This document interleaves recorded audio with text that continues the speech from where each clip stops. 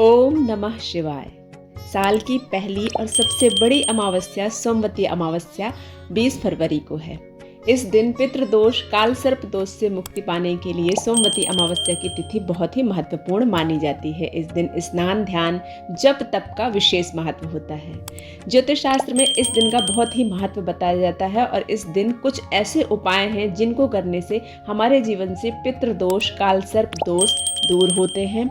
आर्थिक तंगी से हमें मुक्ति मिलती है, आर्थिक संपन्नता हमारे जीवन में आती है और जितने भी प्रकार के दोष होते हैं उनसे हमें मुक्ति मिलती है। इस तिथि पर भगवान शिव और माता पार्वती का विशेष रूप से पूजन करना चाहिए, पंचामृत से उनका अभिषेक करना चाहिए। कुछ ज्योतिषीय उपायों से न सिर्फ हमें काल सर्प दोष से मुक्ति मिलती है, पितृदोष से मुक्ति मिलती है, साथ ही सुख समृद्धि में भी वृद्धि होती है। तो आइए जानते हैं सोमवती अमावस्या पर काल सर्प दोष, पितृदोष से मुक्ति के कौन कौन से उपाय हैं। सोमवती अमावस्या की तिथि पर पीपल के वृक्ष पर जल और दूध चढ़ाना चाहिए। इसके बाद 5 तरह की मिठाई अर्पित करना चाहिए। भगवान विष्णु का ध्यान करते हुए एक जनेऊ भी पीपल के वृक्ष पर अर्पित करना चाहिए और दीपक भी जलाना चाहिए। इसके बाद ओम नमो भगवते वासुदेवाय नमः मंत्र का जाप करना चाहिए। 108 परिक्रमा करना चाहिए। फिर पेड़ के पास बैठकर कौवों और मछलियों को चावल व घी से बनाए हुए लड्डू खिलाना चाहिए। ऐसा करने से पितृदोष से मुक्ति मिलती है, साथ ही जीवन में उन्नति होती है। ध्यान रखें कि अगर अमावस्या सोमवार को पड़ती है तो हमें पीपल वृक्ष को छूना नहीं है, सारी पूजा हमें दूर से करना है। यदि यही अमावस्या शनिवार को पड़ती है तब हम पीपल का स्पर्श कर सकते हैं। यदि आप सोमवार को पड़ने वाली अमावस्या पर पीपल वृक्ष को स्पर्श करते हैं तो इससे शास्त्रों में बताया गया है कि धन की हानि होती है। सोमवती अमावस्या की तिथि पर दक्षिण दिशा में कंडे की धूनी लगाकर केसर युक्त खीर उस पर अर्पित करें और हाथ जोड़ते हुए जाने अनजाने में किए गए अपराधों की पितरों से क्षमा मांगे।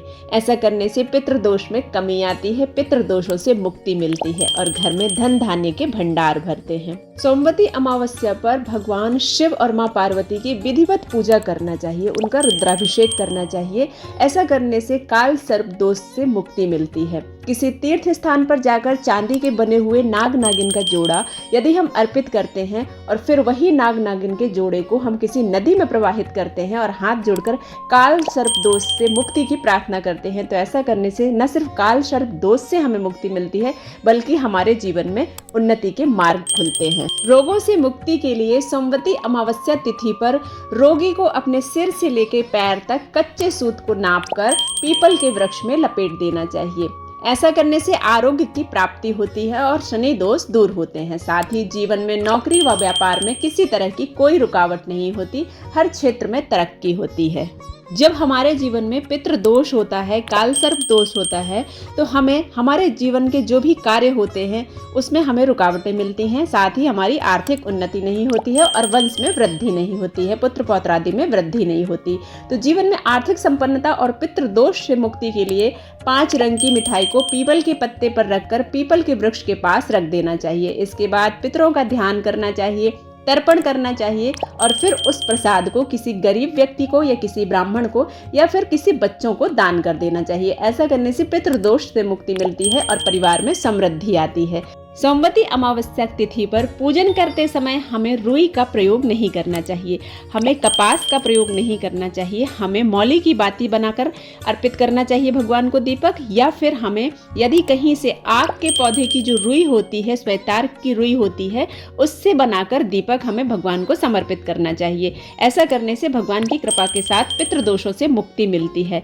अमावस्या के दिन हमें मूली का भी उपयोग नहीं करना चाहिए। यह कुछ छोटी छोटी सावधानियां बरतने से सोमवती अमावस्या का पूर्ण फल हम प्राप्त कर सकते हैं। शास्त्रों में बताए गए इन उपायों को करने से जीवन से समस्त पितृदोषों से मुक्ति मिलती है, पितृ ऋणों से मुक्ति मिलती है, काल सर्प दोष से मुक्ति मिलती है, साथ ही जीवन में उन्नति के नए नए अवसर प्राप्त होते हैं। आशा करती हूँ यह वीडियो आप सभी को पसंद आया होगा। अगर यह पसंद आता है तो आप इसे लाइक करें, शेयर करें और सब्सक्राइब करना बिल्कुल ना भूलें। मिलते हैं एक नए वीडियो के साथ, तब तक के लिए ओम नमः शिवाय।